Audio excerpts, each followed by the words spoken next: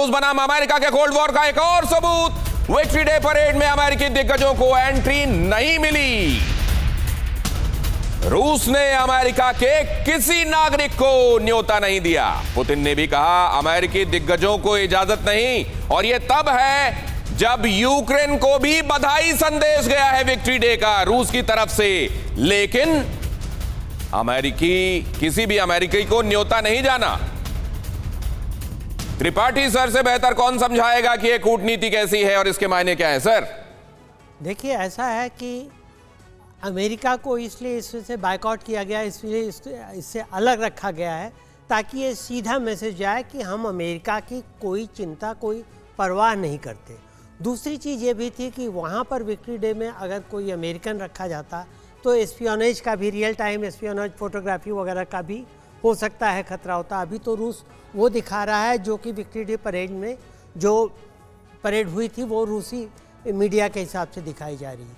तीसरी चीज़ देखिए ये है कि रूस इसके माध्यम से ये भी संदेश दे देना चाहता है कि चाहे नाटो की कितनी भी सेनाएं वहाँ आए, हम यूक्रेन को दे सकते हैं विक्ट्री डे की बधाई, क्योंकि यूक्रेन हममें से एक रहा है। अमेरिका को नहीं दे सकते क्योंकि अमेरिका ही ये बहुत इंपॉर्टेंट इंटरप्रिटेशन सर की तरफ से। और ये अहम खबर देखिए, रूसी सांसद का एक बहुत बड़ा बयान। रूसी सांसद की तरफ से यह बयान आया है, यूक्रेन को पूरी तरह से खत्म कर देगा रूस।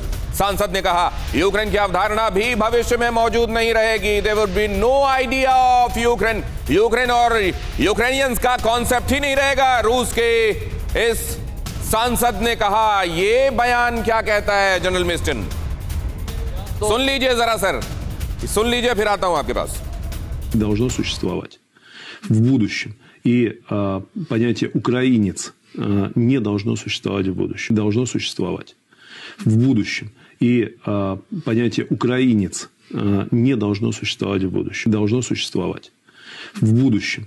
И понятие «украинец» не должно существовать в будущем. Должно существовать в будущем. И понятие «украинец» не должно существовать в будущем.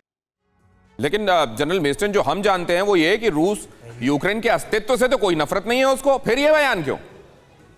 दिनेश, ये जो बयान है ये कई दोनों तरफ से, मैं तो बोलूँगा नाटो से और रूस से भी और यूक्रेन से भी कई लोगों से ये बयान निकलते हैं, खासकर सांसद वगैरह से। लेकिन हमें अहमियत देना चाहिए जो लीडर्स के बयान से हैं।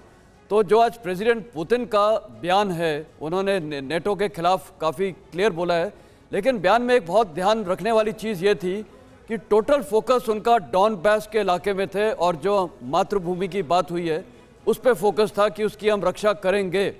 तो अब पहला हमको ये फैसला करना है कि मातृभूमि वो क्या क्या चीज़ें आती हैं। तो डॉनबास उन्होंने स्पेसिफाई कर दिया है, जिसके अंदर मारियोपोल भी है।